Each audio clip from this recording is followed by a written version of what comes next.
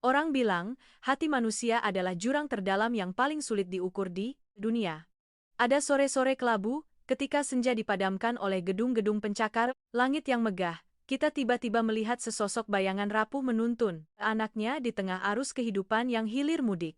Itulah Maya, perempuan yang membawa luka-luka yang tak akan pernah bisa tertutup. 6 tahun menjadi istri, 6 tahun menanggalkan jas dokter yang putih bersih untuk ditukar dengan aroma asap dapur dan pengabdian seorang wanita di balik panggung gemilang suaminya, dan pada akhirnya, yang ia dapatkan hanyalah secari kertas hasil tes DNA palsu, dan sebuah penghinaan yang meremukkan martabatnya. Sepasang tangan yang dulu, diibaratkan emas di ruang operasi, yang pernah merebut nyawa dari cengkeraman maut, kini gemetar karena tak mampu melindungi kehormatan yang utuh untuk buah hatinya. Pengkhianatan yang paling menyakitkan bukanlah kehadiran orang ketiga, melainkan kebisuan kejam dari pria yang pernah berjanji akan menjadi pohon beringin pelindungnya. Ketika kepercayaan ditimbang dengan uang dan kedudukan, maka ikatan suami istri pun menjadi rapuh laksana kelopak bunga yang gugur di tengah malam yang beku. Tetapi, tahukah Anda, ketika didorong ke dasar jurang, ada yang memilih untuk hancur, ada pula yang memilih untuk menggunakan serpihan hidupnya untuk menajamkan tekad. Seseorang yang hari ini diusir seperti barang usang, mungkinkah suatu hari nanti akan menjadi orang yang memegang napas dari orang yang telah menyingkirkannya? Sahabat sekalian, setiap dari kita membawa luka, tetapi cara kita menyembuhkannya lah yang mendefinisikan siapa diri kita. Kisah hari ini bukan hanya tentang pengkhianatan, tetapi sebuah pelajaran tentang ketegaran seorang perempuan yang berani bangkit dari abu untuk mekar menjadi bunga. Jika hati Anda sedang membutuhkan sedikit api untuk menjadi lebih kuat, tetaplah di sini bersama kami untuk mendengar dan merasakan. Jangan lupa untuk menekan tombol subscribe dan meninggalkan komentar tentang pengalaman Anda sendiri. Kami selalu di sini untuk mendengar dan menghubungkan jiwa-jiwa yang senada. Mari kita melangkah bersama ke dalam perjalanan yang penuh air mata ini. Kisah ini dimulai dari suatu malam hujan yang memutihkan langit ketika sebutan Nyonya miliarder dicabut paksa, digantikan oleh sebuah kebangkitan yang penuh harga diri di tengah dinginnya ruang operasi. Senja memerah laksana sayatan pedang di langit Jakarta, membiaskan sisa-sisa cahaya terakhir yang lemah menembus jendela sebuah vila megah yang terisolasi di kawasan Menteng. Di dalam dapur yang luas, aroma minyak sereh yang mewah menguar. Maya berdiri membisu di samping meja marmer, jemarinya yang kurus, dengan teliti mengiris jahe tipis-tipis, suara pisau yang menyentuh talenan, terdengar teratur seperti detak jantungnya yang sedang sesak. Hari ini adalah haul ayah mertuanya. Maya sudah bangun sejak pukul 5 pagi, pergi sendiri ke pasar untuk memilih setiap ikan bandeng yang masih segar dan setiap ikat kemangi yang masih berembun, demi menyiapkan hidangan yang sesuai dengan selera almarhum. Bagi Maya, ini bukan hanya kewajiban, melainkan satu-satunya cara ia merasa masih memiliki sedikit koneksi dengan rumah ini. Rumah di mana kehangatan seolah telah lama padam di bawah lantai-lantai marmer yang mengilap. Kau belum selesai juga. Lambat sekali seperti keong. Suara tajam Ibu Ratna, ibu mertua Maya, terdengar dari ruang tamu, memotong lamunan Maya. Ia melangkah masuk ke dapur. Sepatu hak tingginya mengetuk lantai dengan bunyi yang menusuk telinga. Ia berhenti di samping Maya, melirik hidangan yang telah tertata dengan tatapan tidak puas. Ia menyapukan jarinya yang berkutek merah di atas permukaan meja, lalu mendesah panjang. Masak seharian tapi rumah tetap saja tidak karuan. Memang, kalau cuma bisa numpang hidup, kerja apapun tidak akan pernah becus. Maya tertegun, ujung pisaunya nyaris mengenai jari. Ia menarik napas dalam-dalam, mencoba menelan kembali harga dirinya yang bergejolak. 6 tahun lalu, ia adalah lulusan terbaik fakultas bedah di sebuah universitas kedokteran ternama, primadona di setiap operasi sulit. Namun, ketika Bima, pria yang ia dicintai dengan segenap masa mudanya, berlutut melamarnya dan memohon agar mundur mengurus rumah tangga agar Bima bisa fokus membangun karier, Maya percaya. Ia percaya bahwa cinta adalah pengorbanan dan sebuah keluarga membutuhkan seseorang untuk menjaga apinya. Dan kini, api itu justru sedang membakar dirinya sendiri. Sudah siap kok, Ma? Mas Bima juga sebentar lagi pulang, kita bisa langsung makan, jawab Maya. Suaranya pelan dan lirih. berusaha menjaga agar suasana tidak semakin tegang. Ibu Ratna tidak melepaskannya. Ia mendekat, berbisik di telinga Maya dengan nada mengejek. Bimamu itu sekarang miliarder, pemimpin konglomerat. Dia butuh istri yang pandai diplomasi, yang bisa menghasilkan uang, atau setidaknya punya status untuk jadi pajangan. Sedangkan kamu, 6 tahun ini, apa yang bisa kamu lakukan? Selain menghabiskan uang anakku dan mengurus anak kecil yang entah benar-benar darah daging keluarga Suryo atau bukan? Seluruh tubuh Maya gemetar. Ia bisa menahan perlakuan dingin, bisa menahan dianggap sebagai pembantu kelas atas. Tapi menyinggung Aga, putra kecilnya yang baru berusia 5 tahun, berarti menyentuh batas kesabarannya yang terakhir. Mama boleh benci saya. Tapi tolong jangan hina anak saya. Dia darah daging Mas Bima. Ibu Ratna tersenyum sinis, senyum penuh makna yang membuat tulang punggung Maya terasa dingin. Darah daging atau bukan? Nanti juga akan terbukti. Tepat pada saat itu, deru mesin mobil yang berat terdengar di halaman. Bima masuk ke dalam rumah, setelan jasnya licin, wajah tampannya menyiratkan kelelahan dan sikap dingin seseorang yang terbiasa memberi perintah. Ia melempar tas kerjanya ke sofa tanpa melirik istrinya sekalipun. Mas baru pulang. Aku sudah masak rawon kesukaan Mas. Maya mendekat, berniat membantunya melepas jas. Bima sedikit menghindar, tangan Maya membeku di udara. Aku lelah. Cepat makan. Aku mau istirahat. Malam ini masih banyak dokumen yang harus kubaca. Makan malam berlangsung dalam suasana yang begitu menyesakkan. Hanya suara sendok dan garpu yang sesekali beradu, menciptakan bunyi-bunyi kering. Aga duduk di samping ibunya, meringkuk seperti seekor siput kecil. Ia bisa merasakan ketegangan orang dewasa dan tak berani bersuara. Ibu Ratna memulai drama yang biasa ia mainkan. Ia mengambil sepotong empal, meletakkannya di mangkuk Bima, lalu menghela napas panjang. Lihat dirimu nak, akhir-akhir ini kamu pucat sekali. Tekanan pekerjaan begitu besar, tapi di rumah, tidak ada yang bisa diajak berbagi. Mama lihat, si Laras dari perusahaan partner, itu, cantik dan pintar. Seandainya saja, Ma, kita sedang makan. Bima memotong. Tapi suaranya tidak menunjukkan sedikit pun pembelaan untuk istrinya. Hanya terdengar nada jengkel karena topik yang membosankan. Mama benar kan? Ibu Ratna membanting sumpitnya ke meja. Lihat istrimu itu. 6 tahun di rumah, mukanya kusam, pakaiannya lusuh. Kalau di luar ada yang tanya istri miliarder Bima Suryo kerjanya apa, masa dibilang ibu rumah tangga? Kamu tidak malu, tapi mama yang malu untuk keluarga ini. Sudah begitu, boros. Lagi. Uang yang kamu cari itu susah payah, bukan daun kering. Maya menatap nasi putih di hadapannya, kini terasa pahit seperti mengunyah. Kerikil. Saya tidak boros, Ma. Uang bulanan dari Mas Bima selalu saya pakai untuk kebutuhan rumah, sekolah Aga, dan mengirim sedikit untuk pengobatan ibu di kampung. Nah, kan, ibumu lagi. Ibu Ratna memotong dengan suara melengking. Rumah ini bukan mesin ATM untuk seluruh keluargamu. Perempuan yang tidak bisa menghasilkan uang tapi cuma pintar menguras. Di dunia bisnis itu disebut apa, kamu tahu? Tidak, Bima, benalu. Maya menoleh pada Bima, mengharapkan sebuah pembelaan, sebuah genggaman tangan, atau setidaknya tatapan simpati darinya. Tapi Bima tetap menunduk makan, wajahnya tenang hingga mengerikan. Kebisuannya seperti sebuah vonis mati bagi jiwa Maya. Lebih menyakitkan dari ribuan hinaan Ibu Ratna. Mas juga berpikir aku seperti itu? Tanya Maya, suaranya bergetar dan pecah.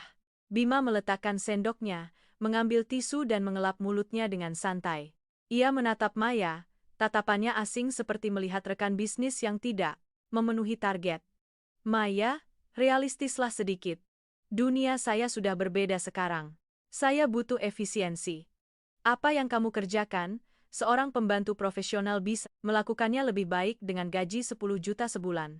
Sebaiknya kamu introspeksi, diri. Jantung Maya serasa diremas oleh tangan tak terlihat. 10 juta sebulan. Itulah harga yang ditetapkan oleh suaminya untuk 6 tahun masa mudanya, untuk malam-malam tanpa tidur merawat anak, untuk hidangan hangat, dan untuk karier medis yang telah ia tinggalkan. Ia menatap kedua tangannya. Jari jemari yang Dulu lihai memegang pisau bedah, kini penuh kapalan karena pekerjaan rumah tangga, kulitnya kering karena sabun cuci piring dan deterjen. Dulu ia bisa menyelamatkan nyawa, pernah diharapkan para profesor menjadi bintang di dunia bedah. Kini ia berdiri di dapur berlapis emas ini, dianggap sebagai benalu. Maaf, aku sudah kenyang. Maya berdiri, berusaha agar kakinya tidak lemas. Ia memeluk Aga dan bergegas menuju tangga. Di belakangnya, suara Ibu Ratna masih terdengar nyaring. Nah, lihat, baru dibilang sedikit sudah merajuk. Tipe seperti ini memang harus dididik. Maya menutup pintu kamar dan menguncinya. Ia terduduk di lantai, memeluk putranya yang menatap bingung.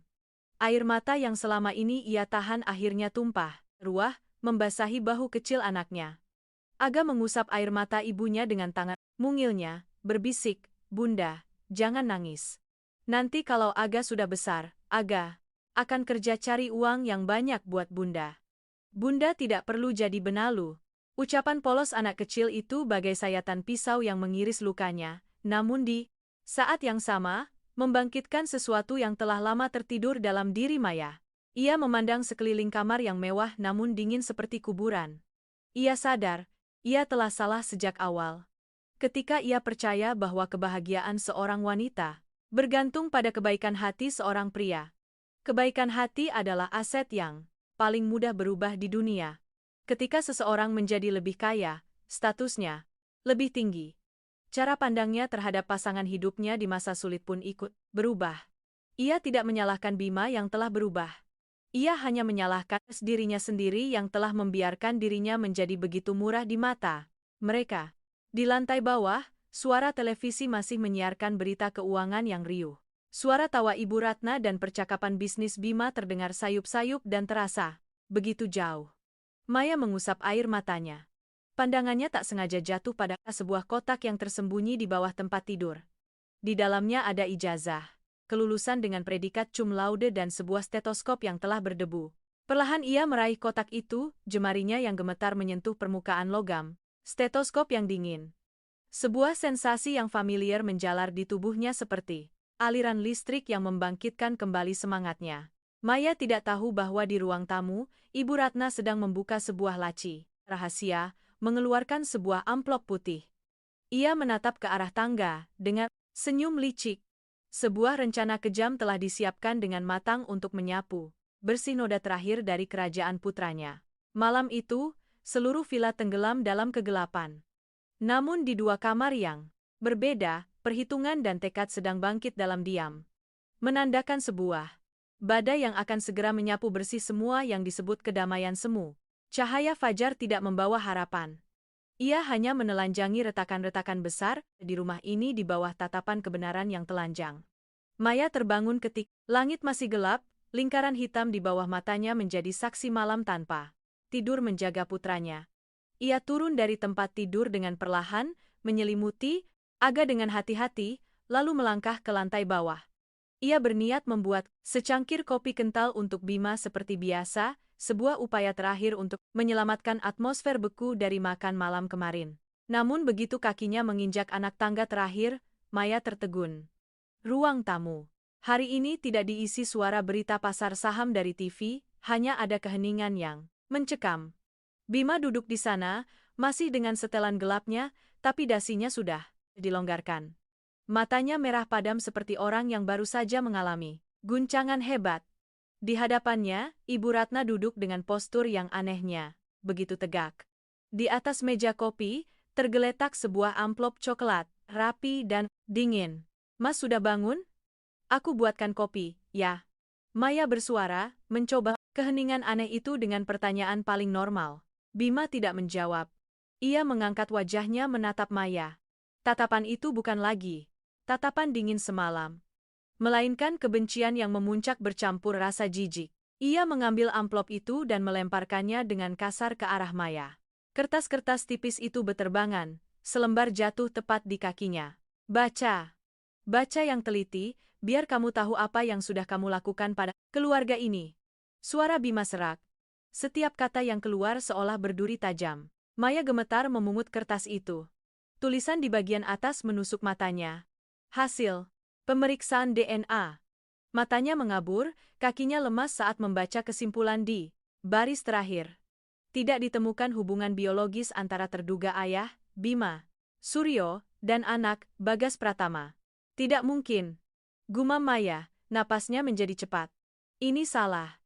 Bima, kamu harus percaya padaku. Aga itu anakmu. Aku tidak pernah melakukan apapun yang salah di belakangmu. Bukti sudah jelas di depan mata, masih mau mengelak? Ibu Ratna melompat, berdiri, suaranya mendesis seperti angin yang melewati celah pintu. Aku sudah curiga sejak awal. Tipe perempuan yang baru menikah langsung hamil, anak kampung. Miskin yang cuma ingin panjat sosial, mana punya harga diri. Kamu mau membawa bibit tidak jelas itu untuk mewarisi kekayaan keluarga Suryo? Kamu lebih jahat dan licik dari yang kukira, Maya. Maya merangkak ke kaki Bima, tangannya yang kurus mencengkeram celana kain Bima, seolah itu adalah tali penyelamat terakhirnya. Bima, kamu kenal aku. 6 tahun. Ini aku hanya punya kamu, hanya punya rumah ini. Mulut agak persis sepertimu, matanya juga. Kamu tidak bisa hanya karena selembar kertas ini mengingkari segalanya. Bima membungkuk dan menepis tangan Maya dengan kasar. Ia menatapnya. Senyum di bibirnya melengkung aneh. Ternyata selama ini aku ini bodoh. Aku bekerja keras, membangun bisnis, hanya untuk menafkahi istri orang lain, dan anak dari entah siapa. Saat aku dinas keluar kota, saat aku paling lelah, kamu bersama siapa? Pantas saja kamu rela jadi ibu rumah tangga, ternyata untuk menutupi masa lalumu, yang kotor itu, kan? Kebisuan Bima semalam adalah siksaan. Tapi tuduhan hari ini adalah sebuah eksekusi. Maya menatap pria yang pernah ia puja, yang pernah bersumpah akan melindunginya dari segala badai. Kini, Bima sendirilah badai terbesar dan terkejam itu. Ia menoleh pada Ibu Ratna, melihat kilatan kemenangan di mata wanita itu. Sebuah kepuasan yang tak ditutup-tutupi. Pada saat itu Maya tiba-tiba menyadari sesuatu. Sebuah logika kejam melintas di benaknya. Kenapa tes ini dilakukan sekarang? Kenapa Ibu Ratna yang membawanya? Mama yang memalsukannya, kan? Maya berdiri, matanya menyala oleh amarah yang tertahan.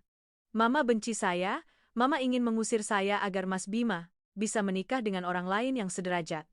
Tapi, kenapa Mama bisa sekejam ini, merenggut ayah dari Aga? Dia cucu Mama. Plak! Sebuah tamparan keras dari Ibu Ratna membuat wajah Maya berpaling. Sudut, bibirnya berdarah. Masih berani kamu menuduhku? Teriak Ibu Ratna. Bima, kamu lihat, perempuan ini bukan hanya tidak setia, tapi juga berani memfitnah ibu mertuanya. Kalau kamu masih menyimpannya di rumah ini 1 menit lagi, anggap saja kamu tidak punya ibu lagi. Bima berdiri, bayangannya yang tinggi besar menaungi Maya seperti sebuah vonis mati. Ia tidak mau mendengar penjelasan apapun lagi. Di dunia seorang pengusaha pragmatis sepertinya, angka dan bukti adalah segalanya. Emosi kini hanyalah sampah. Harga diri seorang pria sukses telah diinjak-injak oleh kertas itu, dan ia butuh tempat untuk melampiaskan penghinaannya. Cukup, kata Bima. Suaranya dingin seperti es. Aku tidak peduli bagaimana caranya, tapi dalam waktu 1 jam, kamu dan anak itu harus enyah dari sini. Jangan sampai aku harus memanggil satpam. Bima, kamu tidak bisa melakukan ini. Di luar hujan, Aga masih tidur. Maya tercekat, hatinya serasa dicabik-cabik. Itu bukan anakku. Dia siapa, hidup atau matinya, bukan urusanku lagi. Bima berbalik, melangkah menaiki tangga tanpa menoleh sekalipun. Setiap langkahnya di tangga kayu adalah sebuah pemutusan hubungan dengan 6 tahun pernikahan mereka. Ibu Ratna mendekati Maya, berbisik tepat di depan wajahnya, napasnya yang beraroma parfum mahal terasa kelam. Kamu kalah. Jangan salahkan aku, salahkan dirimu sendiri yang terlalu lemah. Dalam permainan ini, yang tidak punya uang dan kuasa hanya bisa menjadi bidak catur yang diatur orang lain. Maya berdiri termangu di tengah ruang tamu yang luas. Ia menatap foto-foto keluarga di dinding, menatap vas bunga yang baru ia rangkai kemarin sore yang masih segar. Semuanya masih sama, hanya hati manusia yang telah menjadi jurang. Ia tidak menangis lagi. Ada luka yang begitu besar hingga air mata tak sanggup lagi menggambarkannya. Perlahan ia naik ke kamar. Aga sudah bangun, duduk di tempat tidur dengan mata bulatnya yang menatap bingung. Ia melihat darah di bibir ibunya, rambutnya yang berantakan. Ia ketakutan dan berlari memeluk kaki Maya. Bunda, kenapa Bunda? Berdarah? Ayah mana? Apa nenek yang pukul Bunda? Maya berlutut, memeluk tubuh mungil putranya erat-erat. Ia merasakan detak jantung Aga yang cepat karena takut. Inilah darah dagingnya, alasan hidupnya. Jika pria itu telah memilih untuk percaya pada kebohongan demi melepaskan tanggung jawab, maka dia tidak pantas memiliki anak yang luar biasa ini. Ia mulai mengemasi barang. Ia tidak mengambil satupun barang berharga yang pernah Bima berikan. Ia hanya memasukkan beberapa setel pakaian mereka berdua, ijazah kelulusannya, dan stetoskopnya ke dalam koper tua dari zaman kuliah. Itulah semua yang benar-benar miliknya. Ketika Maya menarik koper menuruni tangga, Ibu Ratna sudah berdiri di pintu, memegang segepok uang dan melemparkannya ke lantai. Ambil ini untuk ongkos, jangan pernah kembali lagi untuk mengemis. Maya menatap tumpukan uang itu, lalu menatap lurus ke mata Ibu Ratna. Sebuah tatapan yang tidak lagi mengandung ketakutan, hanya penghinaan yang mendalam. Ia tidak memungutnya, hanya menuntun tangan Aga melangkahi uang itu seolah melangkahi tumpukan sampah. Pintu kayu yang berat terbanting menutup di belakang mereka. Di luar, hujan mulai turun dengan deras. Gelembung-gelembung air pecah di aspal yang panas, menciptakan kabut tipis. Maya menuntun anaknya berjalan di bawah hujan. Tanpa payung, tanpa jaket. Tetesan air yang dingin membasahi kulitnya, tapi tidak dingin kebekuan di dalam hatinya. Ia berdiri di halte bus yang sepi, menatap ke arah villa yang perlahan memudar dalam tirai hujan. Di sana, ia pernah berpikir memiliki segalanya, dan di sana pula ia sadar ia tidak memiliki apa-apa. Bunda, kita mau kemana? Agak dingin. Anak itu menggigil. Maya melepas satu-satunya jaket tipis di tubuhnya dan membungkus putranya. Ia menatap arus kendaraan yang lalu lalang, kepalanya kosong. Kemana? Tempat mana lagi yang bisa ia tuju ketika ia tidak punya uang, karier yang terbengkalai selama 6 tahun, dan sebuah fitnah keji yang menempel di punggungnya? Namun kemudian, bayangan stetoskop di dalam koper muncul. Benda itu seperti pegangan terakhirnya. Ia tidak boleh tumbang, setidaknya tidak sekarang, ketika tangan mungil putranya masih menggenggam erat tangannya. Hujan di Jakarta pada musimnya bukan hanya tetesan air, melainkan jarum-jarum es yang menembus lapisan tipis pakaian hingga ke tulang. Maya berdiri di bawah atap halte bus, kedua tangannya memeluk Aga erat-erat untuk melindunginya dari embusan angin. Koper usangnya tergeletak di kakinya, menahan cipratan air dari jalanan aspal. Ia menatap kerumunan orang yang bergegas lewat, masing-masing punya tujuan, punya rumah untuk kembali. Sementara dia, batas antara seorang istri miliarder dan seorang gelandangan hanya setipis pintu kayu yang baru saja terbanting menutup. Bunda, Aga lapar. Suara Aga terdengar lirih di antara gemuruh guntur. Maya merogoh tasnya, hanya tersisa beberapa lembar uang lecek yang tadinya akan ia gunakan untuk membeli sayur pagi ini. Ia menatap nanar kedua tangannya. Tangan yang seharusnya dilahirkan untuk memegang pisau bedah dan menyelamatkan nyawa. Kini bahkan untuk membeli sepotong roti untuk anaknya pun harus berpikir 2 kali. Rasa pahit yang getir naik menyumbat tenggorokannya. Ia terlalu naif, berpikir bahwa pengabdian akan dibalas dengan kesetiaan. Hingga akhirnya saat ia disingkirkan, ia tak lebih dari seonggok eceng gondok yang terlempar dari aliran air yang tenang, terdampar di lumpur yang kotor. Tunggu sebentar ya, sayang. Maya menuntun anaknya berjalan menyusuri jalan. Hujan sudah sedikit reda, tetapi hawa dingin masih menguap dari tanah. Ia menemukan sebuah warung kecil, membelikan putranya sekotak susu dan sebuah bakpao hangat. Melihat anaknya makan dengan lahap, hati Maya teriris. Beberapa jam yang lalu, Aga masih seorang pangeran kecil di keluarga terpandang. Kini, masa depannya terbungkus dalam sebuah koper usang dan ketidakpastian seorang ibu yang tidak punya apa-apa. Ia mengeluarkan ponsel lamanya, layarnya retak memanjang.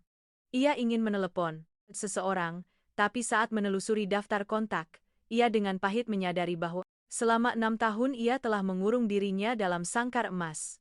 Teman-teman dan kolega lama sudah lama putus kontak.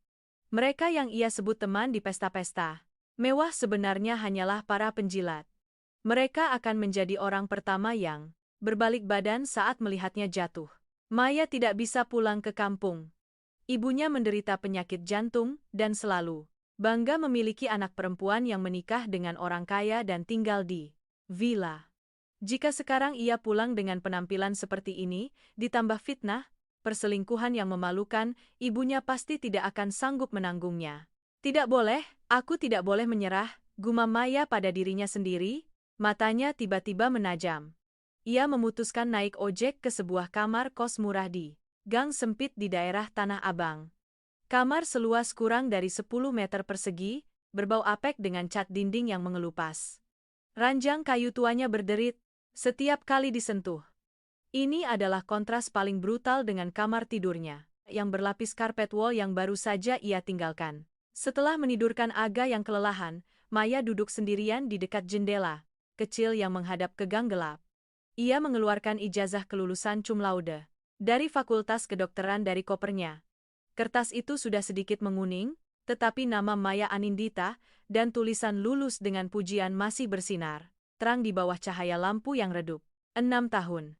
6 tahun ia membiarkan ijazah ini tergeletak di dasar lemari untuk memegang sapu dan sendok sayur.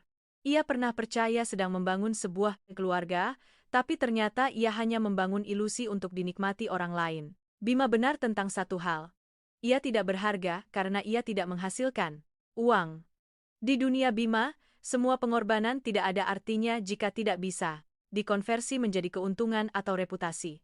Pengkhianatan Bima bukanlah tusukan pisau yang paling sakit.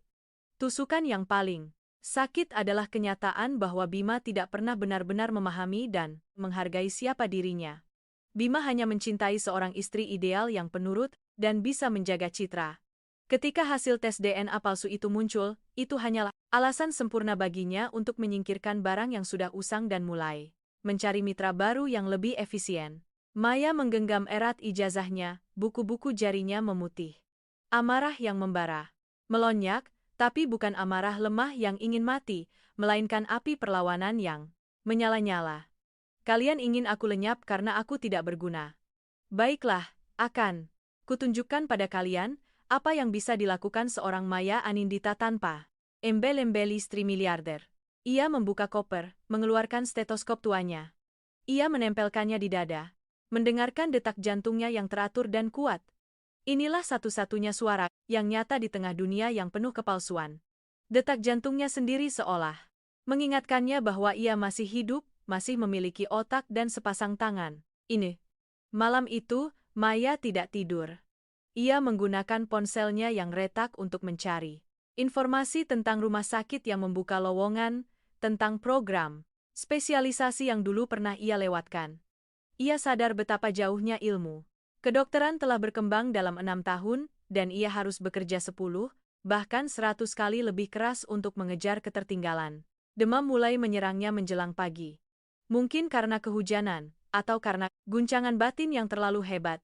Kepalanya sakit seperti dipukul, tenggorokannya kering, tapi ia tidak membiarkan dirinya terbaring. Ia meraih botol air mineral, menenggaknya untuk tetap sadar. Ia tidak boleh sakit. Jika ia tumbang, siapa yang akan melindungi Aga? Siapa yang akan menuntut kembali nama baiknya? Maya menatap putranya. Dalam tidurnya, Aga sesekali terkejut, tangan mungilnya mencengkeram ujung baju Maya. Ia mengelus rambut Aga, berjanji dalam hati. Aga, ayahmu mungkin meninggalkanmu, keluarga itu mungkin membuangmu, tapi Bunda akan menjadikanmu kebanggaan Bunda. Suatu hari nanti, mereka akan berlutut meminta maaf atas apa yang telah mereka lakukan hari ini. Ia mulai menulis di sebuah buku catatan kecil hal-hal yang harus dilakukan. Pertama, mencari pekerjaan sementara untuk biaya kos dan susu Aga.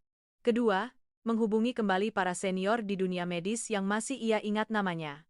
Ketiga, tidak menoleh ke belakang.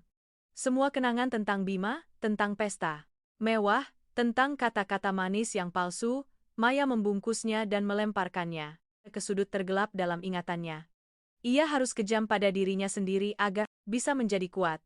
Ketika sinar matahari pertama menembus celah jendela kayu, Maya bangkit. Ia bercermin di cermin kusam yang tergantung di dinding. Wanita di cermin itu tampak kuyu, matanya merah, tapi jauh di dalam pupil matanya ada sebuah keteguhan yang menakutkan. Ia mengikat rambutnya dengan rapi, mengenakan pakaian paling layak yang ia miliki. Maya tahu, perjalanan di depannya adalah neraka. Ia akan menghadapi cibiran masyarakat terhadap seorang wanita yang diusir karena dituduh berselingkuh, menghadapi kekurangan materi, dan mimpi buruk setiap malam. Tapi ia tidak takut lagi. Ketika seseorang telah menyentuh dasar jurang, satu-satunya jalan yang tersisa adalah jalan ke atas. Ia menuntun tangan Aga, melangkah ke dalam terik matahari pagi Jakarta. Di benaknya hanya ada satu tujuan. Rumah sakit pusat, tempat ia dulu menjadi koas terbaik, tempat di mana 6 tahun lalu ia meninggalkan masa depan gemilang demi sebuah cinta yang fana. Maya tidak tahu apakah di sana masih ada tempat untuk orang yang secara profesional sudah mati sepertinya, tapi ia tahu ia harus mencoba. Karena ia tidak hanya berjuang untuk dirinya sendiri, tapi juga untuk putranya yang dengan polos percaya bahwa ibunya bisa melakukan segalanya. Gerbang rumah sakit pusat menjulang di balik kepulan asap dan debu kota yang pekat. 6 tahun berlalu, tempat ini terasa asing sekaligus begitu familiar. Sirene ambulans meraung-raung, bau disinfektan yang menyengat, dan langkah-langkah tergesa dari orang-orang berjas putih. Semuanya seperti sebuah lagu lama yang diputar kembali setelah jeda yang panjang. Maya menggenggam erat tangan Aga, berdiri terpaku di seberang jalan. Ia menatap gerbang besi itu, dengan perasaan yang sama sekali berbeda. 6 tahun lalu, ia melangkah keluar dari sana dengan senyum cerah dan cincin berlian di jari, percaya bahwa ia sedang memasuki babak baru kehidupan yang sempurna. Hari ini, ia kembali dengan koper usang dan jiwa yang penuh luka. "Bunda, kita mau berobat ke sini?"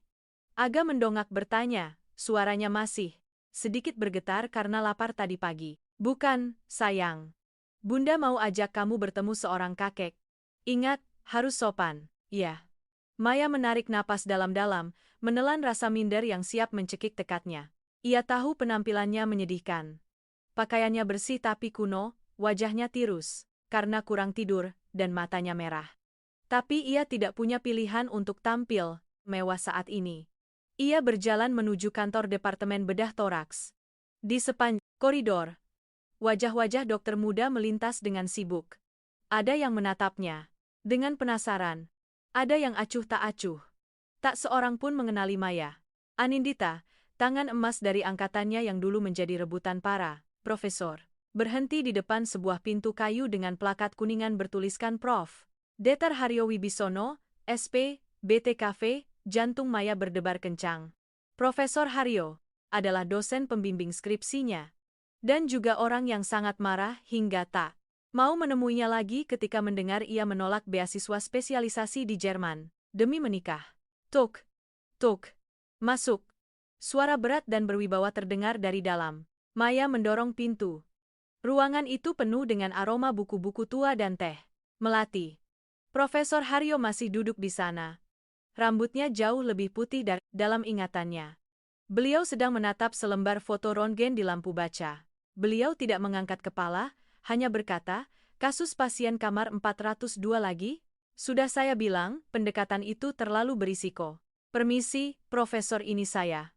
Suara Maya yang bergetar membuat Profesor Haryo berhenti. Perlahan beliau menurunkan foto röntgen itu, menyipitkan mata dari balik kacamata bacanya. Keheningan terasa begitu panjang. Beliau menatap Maya dari ujung rambut hingga ujung kaki, pandangannya berhenti pada anak kecil yang bersembunyi di belakangnya, lalu kembali ke tas usang yang ia bawa. "Maya?" tanya beliau. Suaranya tidak bisa menyembunyikan keterkejutan bercampur sedikit keraguan. "Iya, Profesor. Ini saya. Maaf datang tiba-tiba tanpa pemberitahuan." Profesor Haryo menghela napas panjang. Beliau melepas kacamatanya, bersandar di kursi. "Saya kira, seorang istri miliarder itu kemana-mana diantar sopir dan dikawal bodyguard. Kenapa penampilanmu seperti baru saja selamat dari bencana banjir?"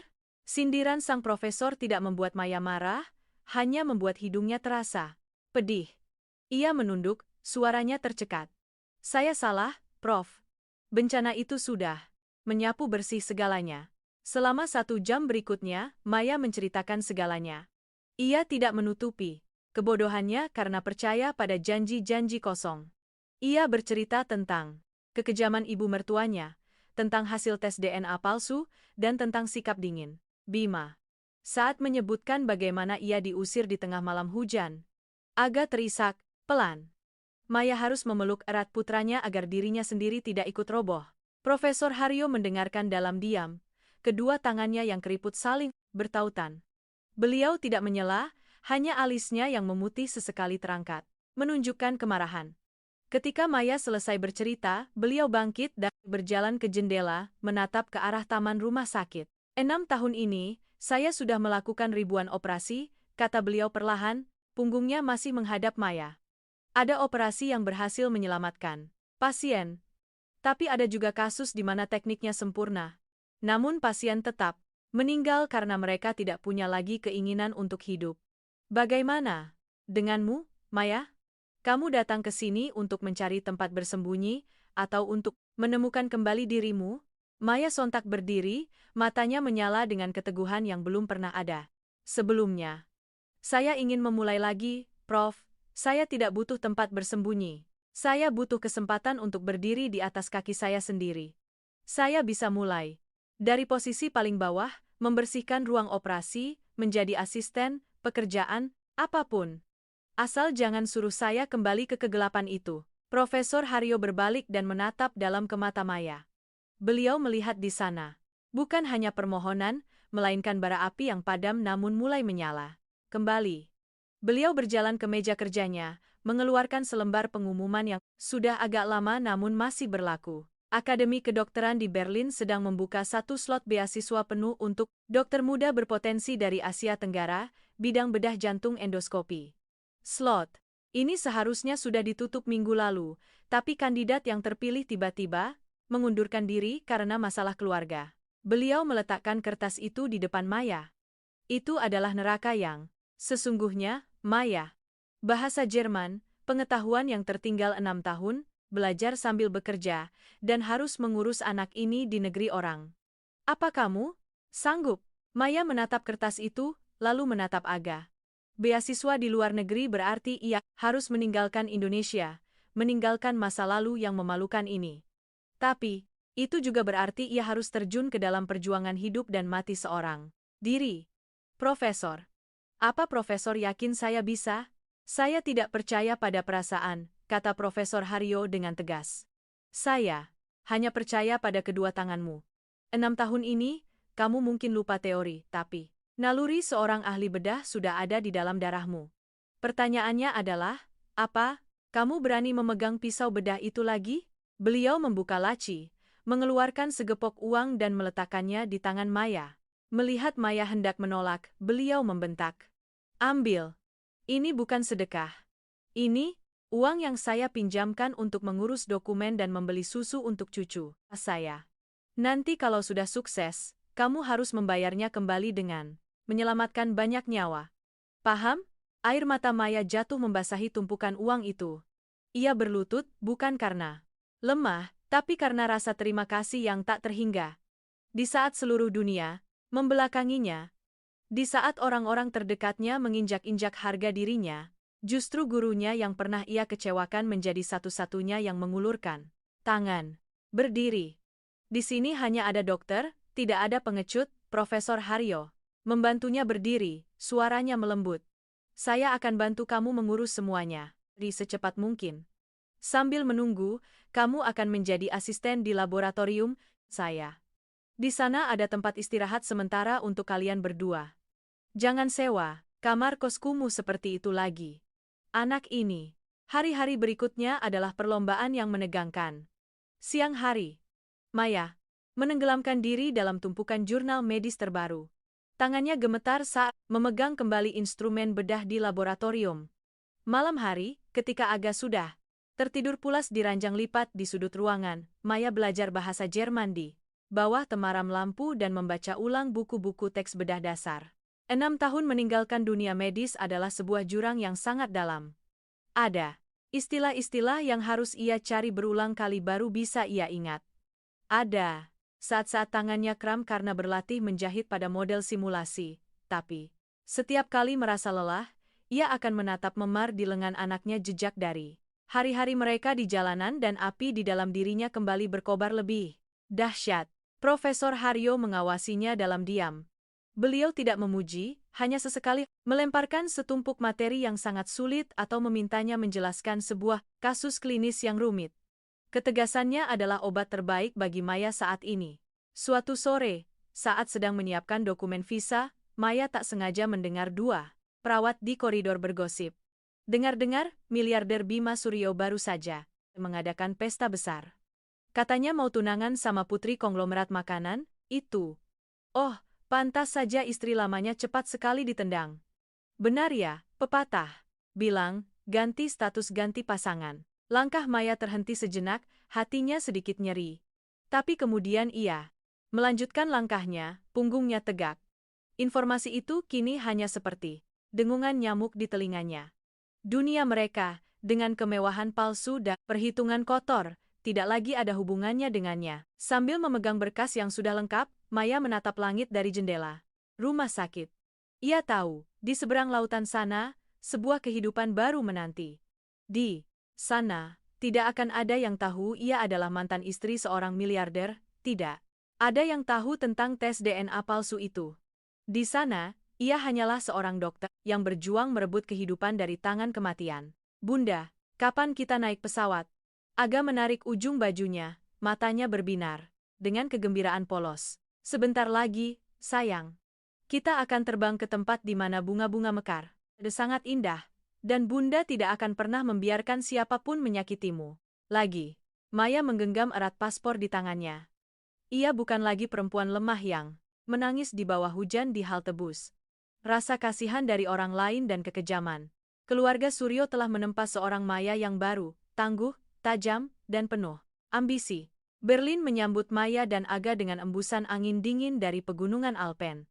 Tapi dingin di sini terasa bersih dan menyegarkan, berbeda dengan dinginnya penghinaan yang ia alami di tanah air.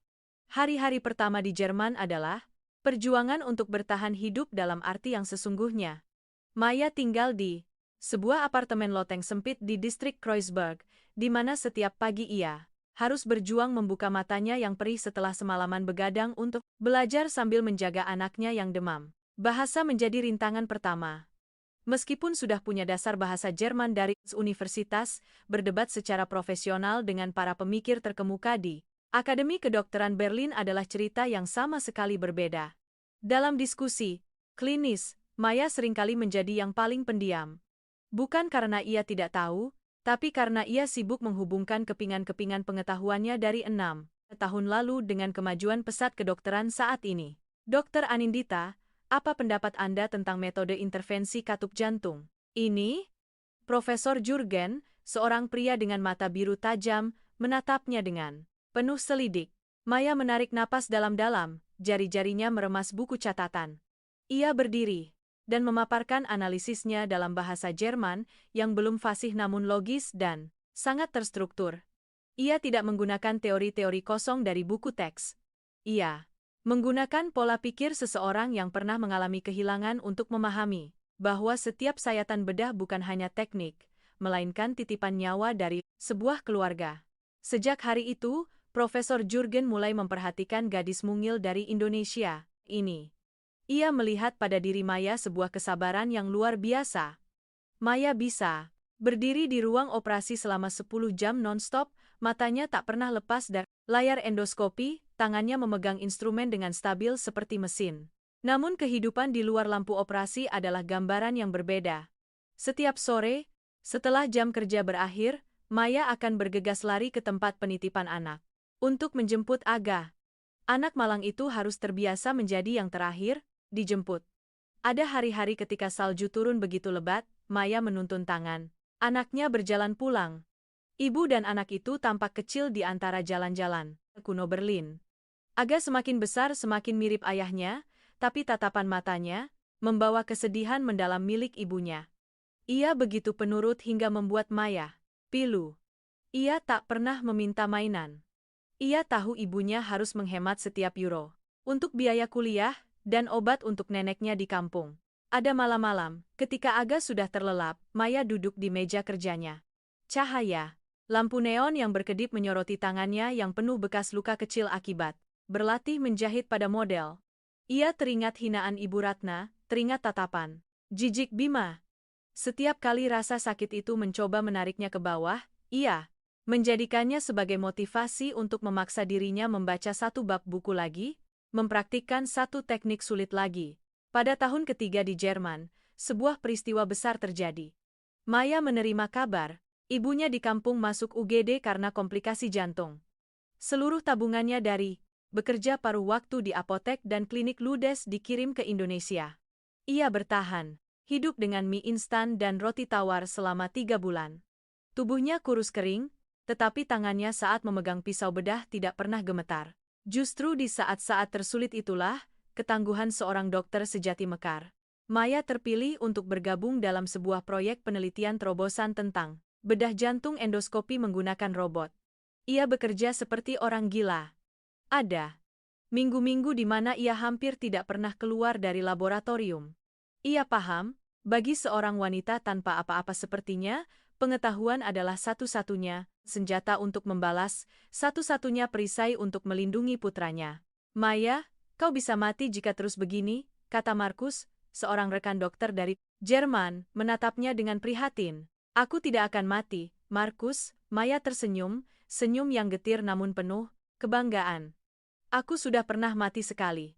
Dan kali ini, aku kembali untuk hidup dengan sebenar-benarnya. 6 tahun berlalu seperti mimpi panjang yang penuh keringat dan air mata. Maya, Anindita hari ini bukan lagi istri rumah tangga yang lemah, bukan pula koas yang pemalu. Ia telah menjadi seorang dokter medis, seorang ahli bedah jantung, endoskopi yang disegani di Berlin. Sikapnya memancarkan ketenangan seseorang yang telah melewati badai. Matanya dingin namun menyimpan empati yang dalam. Rambut panjangnya dulu, kini dipotong pendek rapi, menonjolkan garis rahangnya yang tegas. Ia berpakaian sederhana namun elegan, setiap gerak-geriknya memancarkan kepercayaan diri seseorang yang memegang kendali atas hidupnya. Aga kini telah menjadi seorang remaja 11 tahun, fasih berbahasa Jerman dan Indonesia, sahabat paling setia bagi ibunya. Pada hari Maya berhasil mempertahankan disertasinya dengan predikat summa cum laude, Profesor Haryo menelepon dari Indonesia. Suaranya bergetar karena haru. Maya, saya tahu kamu pasti bisa. Saat kamu pulang nanti, dunia kedokteran Indonesia akan mendapatkan sepasang tangan yang sangat berharga. Terima kasih, Profesor. Tanpa Profesor hari itu, mungkin saya sudah menjadi arwah gentayangan sekarang, kata Maya. Ia menatap sertifikat di mejanya, lalu ke cermin besar di ruangan. Ia melihat seorang wanita asing, seorang wanita yang bahkan Bima atau Ibu Ratna pun tidak akan bisa mengenalinya. Perubahan ini bukan hanya tentang gelar, tapi tentang karakter. Ia telah belajar mencintai dirinya sendiri, belajar menggunakan rasa sakit sebagai katalis untuk menciptakan nilai. Sementara itu, ribuan kilometer dari Berlin, perusahaan Bima berada di puncak kejayaan namun mulai retak dari dalam. Semakin sukses Bima, semakin ia kesepian, dalam keraguan. Hubungan yang didasari keuntungan, wanita-wanita yang datang karena uang, membuatnya perlahan menyadari kekosongan di balik gelar miliarder. Terkadang di malam-malam saat ia mabuk, bayangan istrinya yang berbakti dan putra kecilnya muncul kembali, menimbulkan rasa sakit samar yang tak bisa diredakan oleh anggur termahal sekalipun. Namun egonya yang terlalu besar, menghalanginya untuk mencari kebenaran. Maya menerima tawaran resmi untuk kembali ke Indonesia dan menjabat sebagai Kepala Departemen Bedah Jantung di sebuah rumah sakit internasional terkemuka, di mana Profesor Haryo menjadi konsultan senior. Ia berdiri di balkon apartemennya, menatap sungai Spree yang mengalir tenang. Berlin telah memberinya kelahiran kembali. Tapi Indonesia adalah tempat di mana ia harus menghadapi masa lalunya. Ia pulang bukan untuk membalas dendam dengan cara rendahan. Ia pulang untuk membuktikan bahwa kebenaran bisa diputarbalikkan, tetapi kebenaran sejati dan bakat tidak akan pernah bisa dikubur. Bunda, kita benar-benar mau pulang? Aga berdiri di sampingnya, menggenggam tangannya. Benar, sayang. Kita pulang untuk memulai hidup di mana tidak ada seorang pun yang bisa mengusir kita lagi. Maya menggenggam erat tangan putranya. Ia sudah siap. Luka-luka selama 6 tahun telah berubah menjadi baju zirah baja yang tak bisa ditembus. Ia masuk ke dalam, mulai mengemasi barang. Kali ini, yang ia bawa pulang bukan hanya sebuah koper tua, melainkan karier yang cemerlang dan mentalitas seorang pemenang yang tak perlu merebutnya dari siapapun. Penerbangan lintas benua membawanya kembali ke tanah air di suatu sore yang cerah. Turun di Bandara Soekarno-Hatta, menghirup udara panas dan lembab yang khas. Maya tersenyum. 6 tahun lalu, ia pergi dengan air mata dan penghinaan. 6 tahun kemudian, ia kembali di bawah sorotan kamera media dan sambutan dari kolega-kolega terbaik. Tapi ia tidak tahu bahwa roda takdir telah mulai berputar lebih cepat dari yang ia duga. Sebuah skenario kejam sedang disiapkan, di mana tangan dokternya akan dihadapkan pada orang yang pernah mengusirnya, dalam sebuah situasi di mana uang seorang miliarder menjadi hal yang paling tidak berarti. Jakarta menyambut Maya dengan terik matahari yang menyengat dan denyut kehidupan, yang seolah tak pernah berhenti. Rumah sakit internasional tempatnya bekerja berdiri megah di pusat kota, sebuah simbol kemewahan dan kedokteran modern. Dalam balutan jas dokter putih yang rapi, Dr. Maya Anindita berjalan di sepanjang koridor. Suara hak sepatunya yang mengetuk lantai marmer mengkilap, terdengar tegas dan berirama. 6 tahun di Jerman telah menempanya menjadi sepotong berlian yang dingin dan tajam. Dr. Maya, ada kasus darurat. Pasien kecelakaan lalu lintas parah, cedera multipel. Aorta torakalis robek, dalam kondisi shock hipovolemik. Bel alarm berbunyi bertubi-tubi. Maya bahkan tak sempat berpikir. Ia menerima map rekam medis dari seorang perawat dan bergegas menuju unit gawat darurat. Di kepalanya kini hanya ada angka-angka, opsi-opsi intervensi, dan tekanan waktu emas yang mencekik. Bagi Maya, pasien tidak punya nama, tidak punya status. Mereka hanyalah nyawa yang berkelip seperti lilin di embus angin. Pintu ruang operasi terbuka, cahaya putih menyilaukan dari lampu bedah menimpa sesosok tubuh pria yang terbaring tak berdaya di antara kabel dan mesin. Suara bip-bip yang cepat dari monitor jantung terdengar seperti ketukan pintu, sang malaikat maut. Maya segera melakukan sterilisasi, mengenakan sarung tangan, dan mendekati meja operasi. Ia fokus pada area dada pasien yang membiru, tempat di mana kehidupan perlahan merembes keluar melalui robekan yang mengerikan. Namun, ketika ia membungkuk untuk memeriksa pupil mata pasien, napasnya seketika membeku. Di balik masker oksigen, wajah itu, meskipun pucat karena rasa sakit, meskipun berlumuran darah dan debu jalanan, tetaplah wajah yang telah menghantuinya selama 6 tahun dalam mimpi-mimpi buruk yang paling getir. Bima, suami yang pernah berjanji sehidup semati, lalu dengan tangannya sendiri melemparkan ibu dan anak itu ke jalanan di suatu malam hujan. Orang yang menggunakan kebisuan kejamnya untuk mengesahkan tes DNA palsu, merenggut kehormatan dan keluarganya. Kini ia terbaring di sini, napasnya tersengal, nyawanya tergantung di ujung jari wanita yang pernah ia anggap sebagai benalu. Arus dingin menjalar di tulang punggung Maya. Tangannya, yang biasanya sekokoh batu karang, tiba-tiba sedikit gemetar. Kenangan 6 tahun lalu menyerbu kembali seperti badai. Hardikan Ibu Ratna, tangisan Aga, dan tatapan jijik pria. Ini. Dr. Maya, tekanan darah pasien turun drastis, 60,40. Suara dokter anestesi terdengar seperti dari dunia lain, menarik Maya kembali ke kenyataan yang kejam.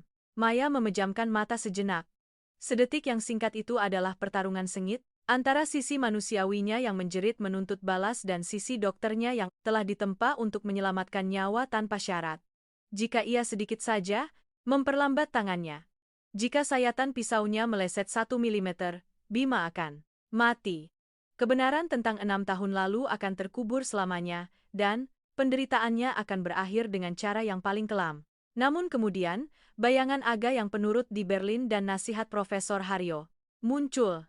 Etika seorang dokter harus berada di atas penderitaan pribadi. Iya, bukan Ibu Ratna, bukan juga Bima. Ia tidak akan menggunakan kuasa atas hidup dan mati untuk membalas dendam. Balas dendam termanis adalah berdiri lebih tinggi dari musuhmu, baik dalam moral maupun kemampuan. Pisau bedah. Suara Maya terdengar tanpa sedikit pun getaran. tajam dan tegas, seperti perintah yang tak bisa dibantah. Operasi dimulai. Seluruh ruang operasi jatuh dalam keheningan yang begitu tegang, hingga suara tetesan keringat di dahi para asisten bisa terdengar. Maya memusatkan seluruh pikirannya pada area bedah yang sempit. Tangannya bergerak, cepat, akurat hingga ke setiap milimeter. Ia menjahit robekan pada aorta, menghentikan aliran darah yang deras.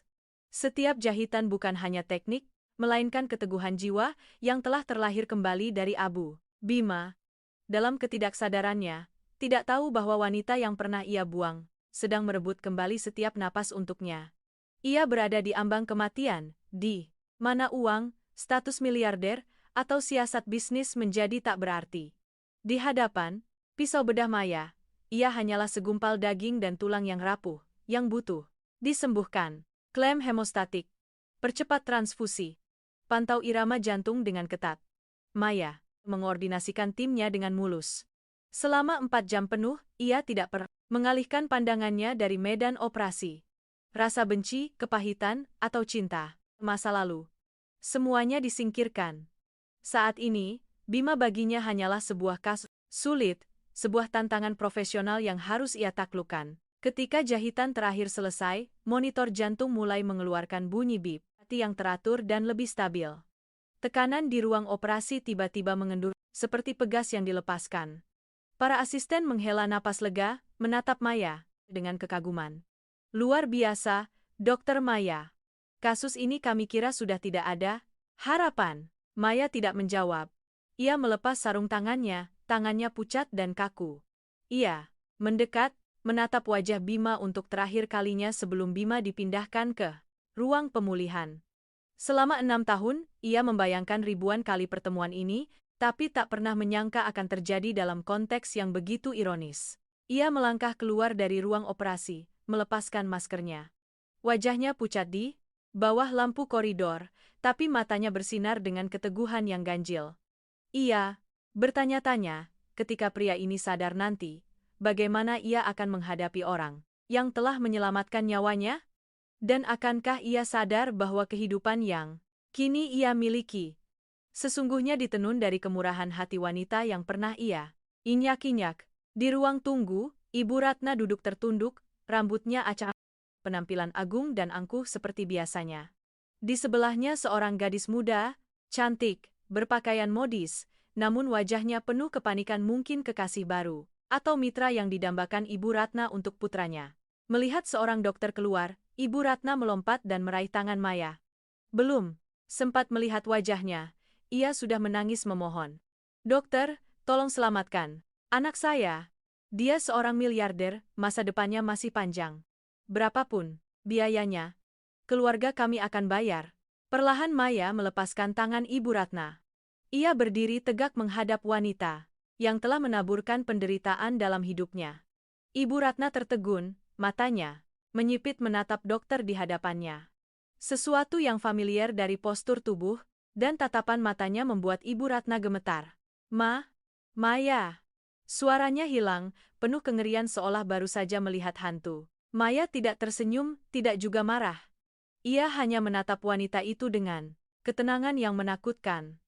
Ketenangan yang hanya dimiliki oleh orang yang telah melewati puncak penderitaan. Pasien telah melewati masa kritis. Tapi nyonya, di sini, uang miliarder tidak bisa membeli nyawa. Yang menyelamatkannya adalah nurani seorang dokter yang pernah Anda sebut benalu. Setelah berkata demikian, Maya berbalik dan berjalan pergi, meninggalkan Ibu Ratna yang membeku di tengah koridor rumah sakit, mulutnya ternganga tak bisa berkata-kata.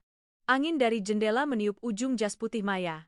Ia tidak merasa puas, hanya merasakan kesedihan yang luas menyelinap. Permainan ini baru saja dimulai. Dan kebenaran-kebenaran paling telanjang masih terbaring di balik pintu ruang pemulihan itu, di mana Bima perlahan-lahan sadar di dunia yang tidak lagi ia kuasai. Ruang ICU selalu menjadi tempat paling sunyi sekaligus paling bising di rumah sakit. Sunyi karena terisolasi dari dunia luar, dan bising karena suara mesin-mesin yang menggantikan fungsi vital manusia. Cahaya di ruangan itu selalu dijaga konstan, membuat orang kehilangan konsep waktu. Maya berdiri di balik kaca besar, memandang ke dalam. Bima terbaring di sana, tampak kecil di antara selang infus dan ventilator. Operasi selama 4 jam. Wajahnya sepucat lilin, sama sekali kehilangan aura seorang miliarder yang biasa terpampang di majalah bisnis.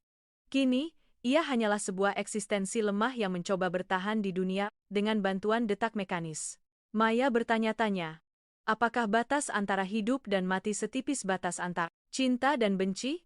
6 tahun lalu, ia membenci pria ini hingga ingin ia lenyap dari ingatannya. Ia benci kebisuan Bima saat ia dihina, benci cara Bima melemparkan hasil tes DNA palsu itu ke wajahnya seperti vonis mati.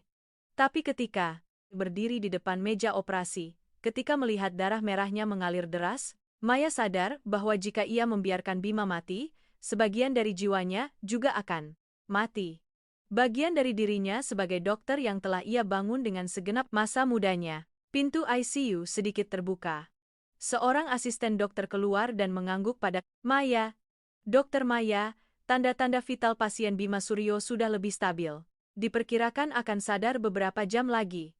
Ibunya, Nyonya Ratna, memaksa ingin masuk. Maya menutup map rekam medis, tatapannya mendingin. Biarkan dia masuk. Tapi, hanya 5 menit. Pasien butuh ketenangan mutlak.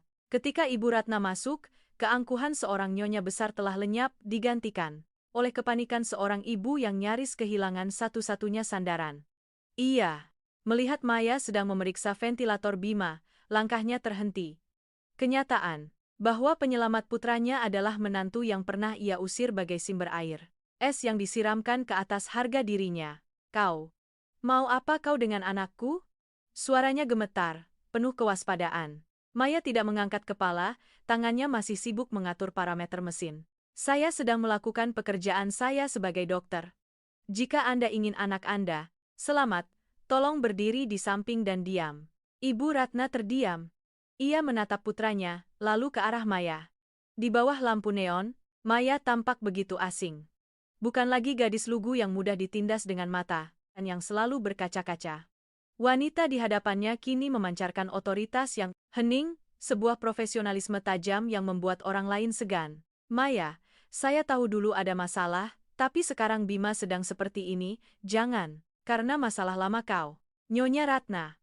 Maya memotong, suaranya datar seperti permukaan danau tak berangin. Jika saya ingin membalas dendam dengan cara rendahan seperti yang Anda pikirkan, dia tidak akan selamat keluar dari ruang operasi. Bagi saya, di meja operasi hanya ada pasien, tidak ada musuh.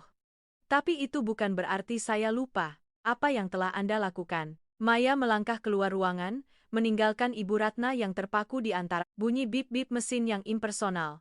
Ia butuh udara segar. Melangkah ke balkon rumah sakit, angin malam Jakarta menerbangkan rambut pendeknya. Ia mengeluarkan ponselnya, menatap foto Aga yang tersenyum cerah di Berlin. Anak ini adalah bukti hidup dari kebenaran, tapi ia juga luka terbesar yang telah Bima sia-siakan. Tepat saat itu, seorang perawat berlari tergesa-gesa. Dokter Maya, pasien di ranjang 1 menunjukkan tanda-tanda sadar. Dia mencoba melepas selang napas. Maya segera kembali ke ICU. Bima telah membuka mata, pandangannya kosong dan bingung. Tapi ketika melihat sosok berjas putih di hadapannya, pupil matanya sedikit menyusut. Ia mencoba menggerakkan bibir, tapi selang endotrakeal membuatnya hanya bisa mengeluarkan erangan tertahan. Jangan bergerak. Anda baru saja melewati operasi besar. Bernapaslah mengikuti irama mesin, kata Maya, suaranya profesional dan berjarak. Bima menatapnya lekat-lekat, keheranan terpancar jelas di matanya. Mungkin ia berpikir sedang bermimpi, atau berada di salah satu tingkat neraka di mana ia harus menghadapi kesalahannya. Ia mengulurkan tangannya yang gemetar, melewati jarum infus, mencoba menyentuh ujung jas Maya. Maya mundur selangkah, menjaga jarak aman. Jarak antara dokter dan pasien, dan juga jarak antara dua orang asing. Anda sudah aman. Keluarga Anda ada di luar. Ia menambahkan satu kalimat lagi, lalu berbalik memberi instruksi pada perawat. Pantau ketat respons pasca operasi. Jika ada yang aneh, segera panggil saya. Maya melangkah pergi tanpa sekalipun menoleh pada tatapan memohon Bima. Iya, rasakan kekosongan yang aneh. Ternyata, momen menghadapi orang yang telah menghancurkan hidupnya tidak terjadi dengan teriakan atau tamparan. Itu terjadi dalam keheningan sebuah ruang sakit, di mana pemenangnya adalah orang yang mampu menjaga ketenangan dan nuraninya. Kembali ke ruang kerjanya, Maya duduk dan memegangi kepalanya. Ia telah menyelamatkan nyawa Bima, tapi pertarungan sesungguhnya baru saja akan dimulai. Kebenaran tentang tes DNA palsu 6 tahun lalu masih menjadi simpul yang menunggu untuk diurai. Ia tidak butuh kompensasi uang dari seorang miliarder. Ia butuh keadilan untuk Aga, dan sebuah pengakuan dari mereka yang berhati jahat. Di luar, malam semakin larut. Kota masih gemerlap dengan lampu-lampu, tapi di dalam rumah sakit ini, takdir-takdir sedang berputar pada poros nasib yang kejam. Bima telah sadar, dan bersamaan dengan kesadarannya, hantu-hantu masa lalu pun mulai bangkit, menuntut sebuah penghakiman yang adil di bawah terang, keadilan dan nurani. Maya menatap stetoskop di mejanya, simbol karier yang telah ia raih kembali, dengan darah dan air mata. Ia tahu besok, ketika Bima sepenuhnya sadar, dunia gemerlapnya akan terguncang. Bukan karena gejolak pasar saham, melainkan karena kebenaran tentang wanita yang menyelamatkannya dari pintu kematian. Seorang wanita yang pernah ia pikir bisa dibuang seperti mainan usang, kini justru menjadi satu-satunya pemegang kunci penebusan terakhir bagi jiwanya. Ia memejamkan mata, membayangkan adegan ketika kebenaran terungkap. Itu bukan akan menjadi akhir yang bahagia seperti dalam dongeng, melainkan sebuah pembedahan yang menyakitkan untuk mengangkat bagian-bagian yang telah membusuk dari karakter sebuah keluarga terpandang. Dan ia, Dr. Maya Anindita, akan menjadi orang yang memegang pisau bedah dalam operasi itu dengan tenang dan presisi. Rasa sakit pasca operasi mulai mereda, digantikan oleh kesadaran yang kejam. Bima terbaring di ranjang rumah sakit, matanya kosong menatap langit-langit putih. Suara-suara rumah sakit, bisikan perawat, derit roda troli makanan, semuanya terdengar jauh. Dalam benaknya kini hanya ada bayangan wanita berjas hijau di ruang operasi, matanya yang tegas berdiri di antara hidup dan matinya. Itu Maya, sudah pasti itu Maya. Meskipun 6 tahun telah berlalu, meskipun rambut panjangnya telah dipangkas, meskipun auranya kini sedingin es, tapi aroma lembut dan kehangatan tangannya saat memeriksa nadinya adalah sesuatu yang tidak bisa dipalsukan. Kamu sudah sadar, nak? Bima. Ini Mama. Ibu Ratna bergegas masuk, wajahnya yang bermakeup tebal tak mampu menyembunyikan kelelahan dan ketakutan. Ia menggenggam tangan Bima, hendak mengatakan betapa beruntungnya Bima, betapa khawatirnya ia, tapi Bima memotong dengan suara lirih. Kenapa? Dia. Ibu Ratna terdiam, senyum kakunya memudar. Ia tahu apa yang ditanyakan putranya. Oh, dia kebetulan bekerja di sini. Dunia memang sempit. Tapi kamu jangan khawatir, Mama akan atur pemindahanmu ke rumah sakit lain secepatnya. Mama tidak mau kamu berutang budi pada perempuan seperti itu. Perempuan seperti apa? Bima tiba-tiba menatap tajam ibunya, tatapan yang membuat Ibu Ratna terkejut. Ma, 6 tahun lalu, kenapa hasil tes DNA itu mengatakan Aga bukan anakku? Ibu Ratna mengalihkan pandangan, tangannya sedikit gemetar saat merapikan selimut. Itu sudah lama, untuk apa diungkit lagi? Dia berselingkuh, buktinya sudah jelas. Aku ingin lihat berkas aslinya. Bima menekan, napasnya menjadi cepat, membuat monitor jantung berbunyi peringatan. 6 tahun aku hidup dalam penghinaan, karena berpikir aku dikhianati. Aku bekerja seperti binatang untuk melupakan anak yang paling kusayangi. Tapi hari ini, saat melihatnya menyelamatkanku, aku sadar ada sesuatu yang sangat salah. Tepat saat itu, pintu terbuka. Maya masuk bersama 2 perawat untuk memeriksa luka jahitan. Ia tidak menatap Bima, tidak juga Ibu Ratna, hanya fokus pada monitor. Profesionalismenya seperti dinding yang memisahkan semua emosi pribadi. Tanda-tanda vital stabil. Pasien bisa mulai mencoba makan makanan lunak. Maya, berkata pada perawat, lalu berbalik hendak pergi. Maya, tunggu. Bima memanggil. Suaranya mengandung permohonan dan rasa sakit. Maya berhenti, tapi tidak berbalik. Pasien butuh istirahat. Jika ada pertanyaan medis, Anda bisa bertanya pada dokter jaga. Aku tidak bertanya soal medis. Aku bertanya tentang Aga. Di mana dia? Keheningan yang mematikan menyelimuti ruangan. Perlahan Maya berbalik, tatapannya bukan lagi ketenangan seorang dokter, melainkan api yang membara dari seorang ibu yang terluka. Ia menatap Ibu Ratna, yang wajahnya pucat pasi, lalu menatap Bima. Anda tidak punya hak menanyakannya. Sejak hari Anda melempar kami ke jalanan di tengah hujan deras, Anda telah membunuh status Anda sebagai seorang ayah. Aku punya bukti. Kertas tes itu. Teriak Bima tercekat. Maya tersenyum sinis, senyum yang begitu pahit. Ia mengeluarkan sebuah amplop tua dari saku jasnya, ujungnya sudah usang karena terlalu sering dibuka. Ia melemparkannya ke atas ranjang. Ini hasil tes yang dilakukan di Berlin, ditandatangani langsung oleh profesor genetika terkemuka. Dan ini, ia mengeluarkan selembar kertas lagi, surat pengakuan dari dokter di klinik yang dulu dibeli oleh ibumu. Beliau meninggal karena kanker tahun lalu, tapi sebelum pergi, beliau meninggalkan pengakuan ini karena dihantui rasa bersalah. Ibumu membayarnya 2 miliar rupiah untuk menukar sampel darahmu dengan sampel orang asing. Bima gemetar membuka kertas-kertas itu. Huruf-huruf menari di depan matanya. Seperti kutukan. Surat pengakuan itu mencatat tanggal, jumlah uang, dan bahkan identitas perantaranya. Asisten pribadi ibunya. Bruk. Kertas-kertas itu jatuh ke lantai. Bima menatap ibunya, matanya penuh kengerian dan rasa jijik. Mama. Kenapa? Dia itu cucu Mama. Kenapa Mama bisa? Sekejam ini, Ibu Ratna jatuh terduduk di samping ranjang, menangis meraung-raung. Mama, melakukan semuanya demi kamu. Keluarga kita ini keluarga terpandang, dia hanya anak kampung, tidak sederajat. Mama ingin kamu menikah dengan Laras, ingin masa depanmu lebih cemerlang. Mama tidak menyangka. Mama tidak menyangka dia akan setangguh ini. Demi status, Mama tega membuang darah daging Mama sendiri? Mama membuatku menjadi bajingan, menjadi pria paling brengsek di dunia ini. Raung Bima. Luka. Jahitannya terasa sakit seperti disobek. Tapi rasa sakit itu tak ada apa-apanya dibanding runtuhnya seluruh dunianya. Maya berdiri di sana, menyaksikan pertengkaran ibu dan anak itu, tapi ia tidak merasa puas. Ia hanya merasakan kesedihan yang tak bertepi untuk 6 tahun masa mudanya yang hilang. Untuk malam-malam saat Aga menangis mencari ayahnya dan ia hanya bisa memeluknya dalam diam.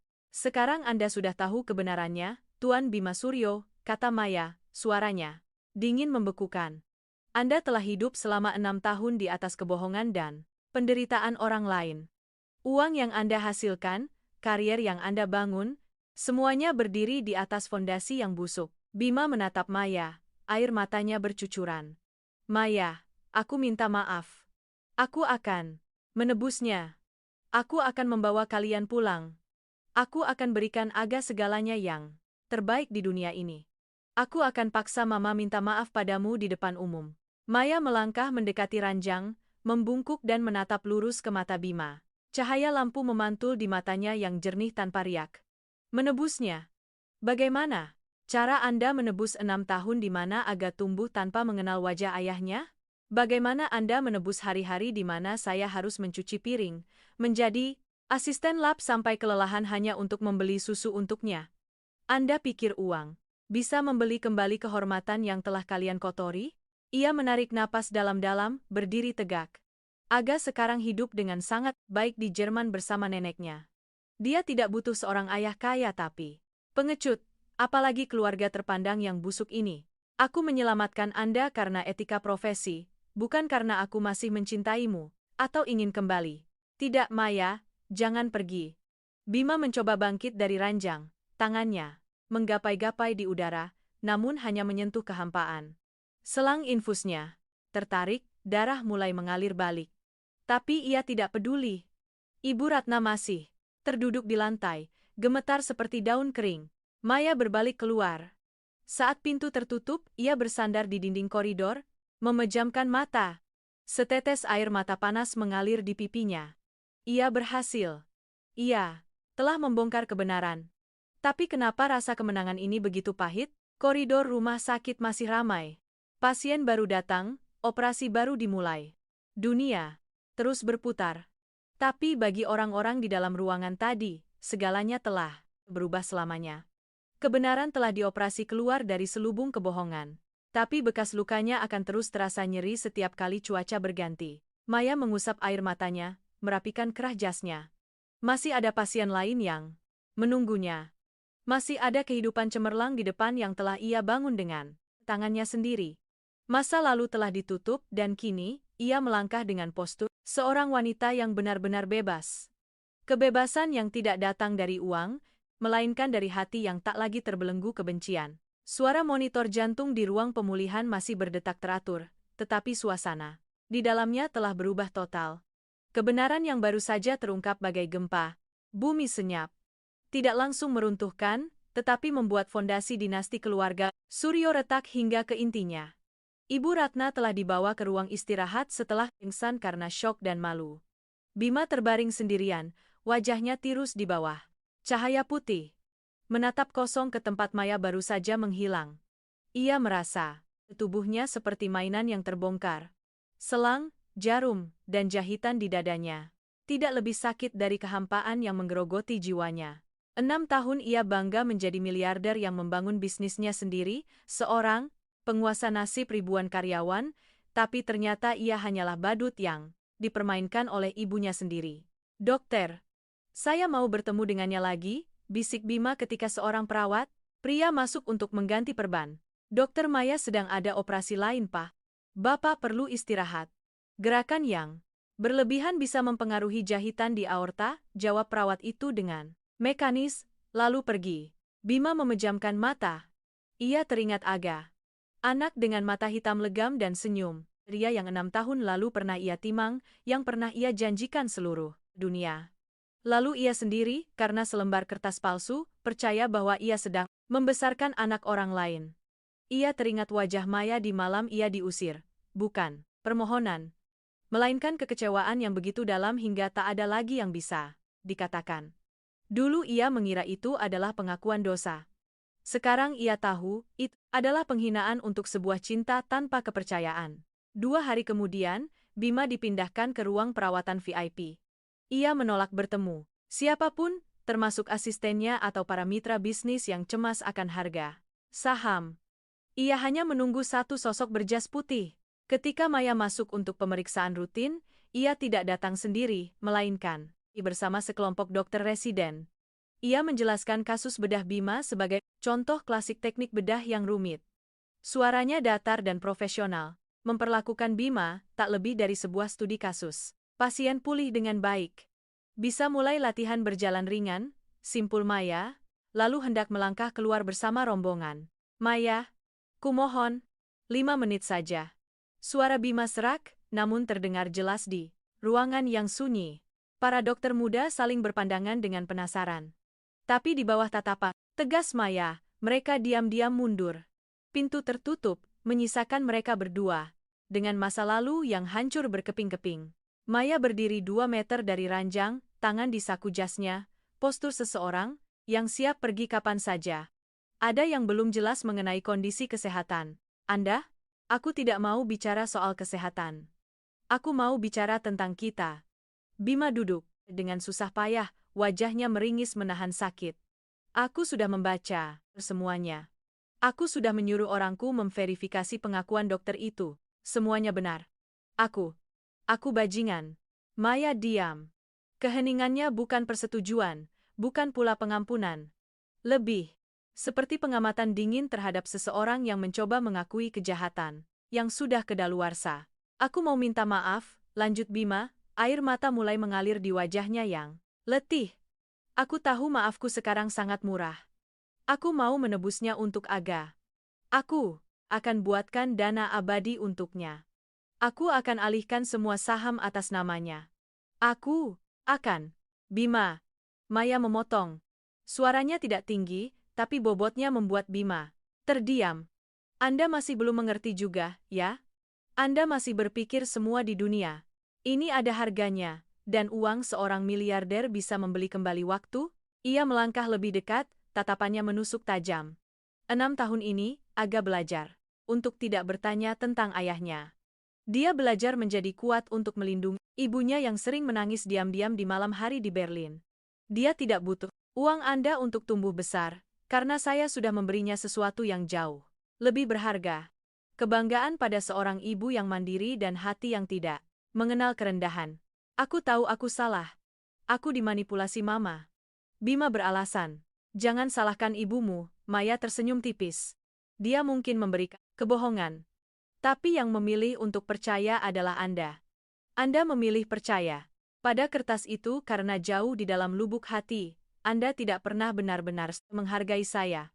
Anda menganggap saya pajangan, seorang istri rumah tangga yang bisa Anda hargai 10 juta sebulan. Dan karena saya semurah itu, maka Anda mudah percaya bahwa saya bisa mengkhianati Anda. Bima menunduk, kedua tangannya meremas selimut. Setiap kata Maya bagai sayatan, pisau bedah yang tajam dan akurat, mengoyak lapisan terakhir kesombongannya. Aku ingin bertemu dengannya. Sekali saja. Aku ingin berlutut di hadapannya. Maya menatapnya, ada sedikit rasa kasihan di matanya. Rasa kasihan untuk seseorang yang memiliki segalanya tapi sebenarnya tidak punya apa-apa. Saya tidak melarang Anda. Tapi tidak sekarang. Aga butuh seorang ayah, bukan seorang miliarder yang mencoba menghapus penyesalannya dengan uang.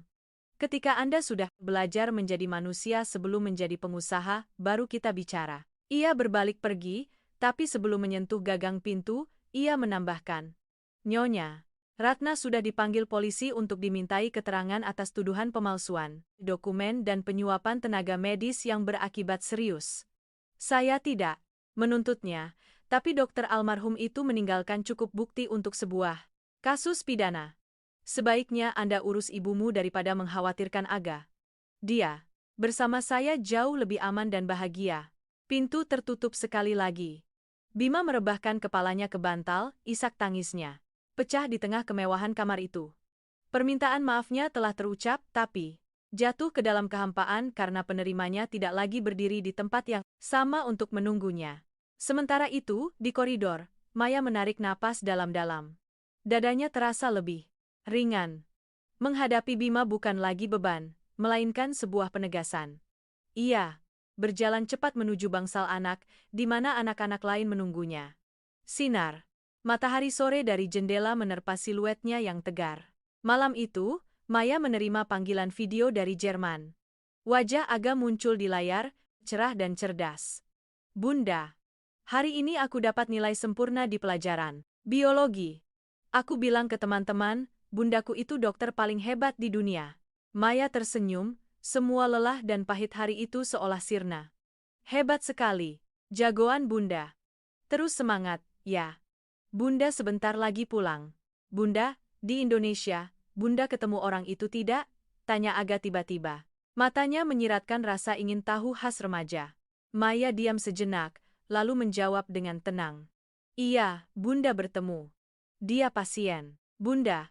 Bunda sudah melakukan tugas Bunda sebagai dokter. Untuk hal-hal lainnya, nanti kalau kamu sudah lebih besar, Bunda akan ceritakan semuanya, ya? Aga mengangguk. Senyumnya begitu mirip Bima, tapi jiwanya sepenuhnya milik Maya. Maya mematikan panggilan, menatap langit Jakarta yang gemerlap. Ia tahu hidup ini tidak ada keadilan yang mutlak, tapi setidaknya ia telah menciptakan keadilan untuk dirinya sendiri. Bima mungkin seorang miliarder, tapi ia telah kehilangan hak untuk melihat anaknya tumbuh dewasa. Itulah harga termahal yang tak bisa dinilai oleh bursa saham manapun. Maya melangkah ke balkon, angin malam meniup ujung jasnya. Sebuah babak baru, kehidupannya telah terbuka, lebih cerah dan lebih bebas dari sebelumnya. Di mana, ia bukan lagi mantan istri atau benalu, melainkan Dr. Maya Anindita, penguasa atas kehidupan dan kebahagiaannya sendiri. Jakarta memasuki masa pancaroba, udara pagi terasa sedikit lebih sejuk, membawa aroma lembab dari hujan yang turun semalam. Maya berdiri di depan cermin di ruang kerjanya, mengikatkan syal sutra biru muda di lehernya. Hari ini adalah hari kerja terakhirnya di Indonesia, sebelum kembali ke Berlin untuk menerima posisi sebagai lektor kepala di akademi. 6 bulan di tanah air terasa seperti sebuah operasi jiwa, di mana ia mengangkat tumor masa lalu, agar kesehatan mentalnya benar-benar pulih. Di atas meja kerjanya, serangkaian anggrek putih bersih telah tiba sejak pagi. Tanpa kartu, tanpa nama pengirim, tapi Maya tahu dari siapa. Bima sudah keluar dari rumah sakit seminggu yang lalu. Ia tidak mencoba mencegatnya, tidak. Menggunakan kekuasaannya untuk menciptakan pertemuan paksa. Mungkin untuk pertama kalinya dalam hidup, pria itu belajar menghormati batasan orang lain. Pintu diketuk pelan. Profesor Haryo masuk, membawa 2 cangkir kopi panas. Dengar-dengar hari ini kamu terbang. Saya datang untuk mengantar murid kesayangan. Maya tersenyum, menerima kopi dari gurunya. Terima kasih, Profesor. 6 bulan ini, tanpa kepercayaan Profesor, saya tidak akan punya cukup keberanian untuk menghadapi semuanya secepat ini. Profesor Haryo menatap keluar jendela, ke arah pohon-pohon trembesi tua yang sedang berganti daun. Semua orang melihat kesuksesan seorang ahli bedah dari operasi-operasi sulitnya. Tapi saya melihatnya dari caramu melewati penderitaanmu. Maya, kamu telah melakukannya dengan sangat baik, bukan hanya menyelamatkan seorang miliarder, tapi menyelamatkan martabatmu sendiri. Profesor tahu, Maya menyeruput kopinya yang pahit saat berdiri di meja. Operasi menatap Bima, saya sempat berpikir itu adalah takdir untuk membalas dendam. Tapi setelah operasi selesai, saya sadar, balas dendam dengan kebencian hanya akan mengikat kita selamanya pada musuh kita. Melepaskan kebencian itulah saat kita benar-benar bebas. Mereka berdua terdiam sejenak, sebuah keheningan penuh pengertian. Sebelum pergi, Profesor Haryo memberikan sebuah amplop kecil. Bima menitipkannya lewat saya. Katanya ini bukan uang atau aset, tapi sebuah kebenaran lain yang perlu kamu tahu. Maya menerima amplop itu, memasukkannya ke dalam tas. Ia membereskan barang-barang terakhirnya, menanggalkan jas dokter putih baju zirah yang telah melindunginya selama ini dan menggantungnya dengan rapi. Ia melangkah keluar dari rumah sakit tanpa menoleh ke belakang. Dalam perjalanan ke bandara, Maya membuka amplop dari Bima. Di dalamnya ada sebuah foto lama yang sudah menguning. Foto Aga saat baru lahir, dengan tulis tangan Bima di belakangnya. Cinta terbesar ayah. Ayah akan melindungi kalian berdua dengan cara apapun. Bersamanya ada selembar surat dari pengadilan.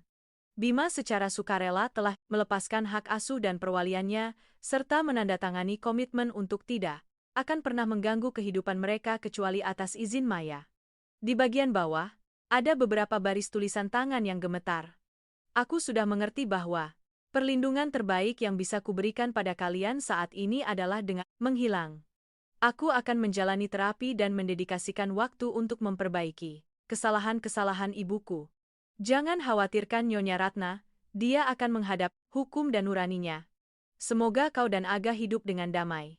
Aku tidak pantas dimaafkan, tapi terima kasih telah memberiku kesempatan untuk terus hidup dan menyesal. Maya menutup surat itu, menatap keluar jendela mobil. Gedung-gedung tinggi. Jakarta perlahan menjauh. Ia tidak merasa puas, tidak juga sedih. Sebuah ketenangan yang aneh menyelimutinya.